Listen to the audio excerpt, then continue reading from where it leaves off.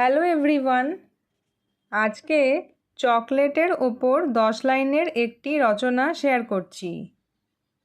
আমি চকলেট খেতে খুব ভালোবাসি। চকলেট খেতে খুব মিষ্টি ও সুস্বাদু হয়। এটি দেখতে সাধারণত বাদামি বা খয়েরি রঙের হয়। বাজারে অনেক রকমের ছোট ও বড় চকলেট পাওয়া যায়। জন্মদিনে আমরা বন্ধুদের চকলেট উপহার দিই। ছোট বড় সবাই চকলেট খেতে খুব পছন্দ করে। চকলেট খেলে মন খুব ভালো হয়ে যায়। কিছু চকলেটের ভেতরে বাদাম বা দুধ থাকে। তবে বেশি চকলেট খেলে দাঁতে পোকা হতে পারে।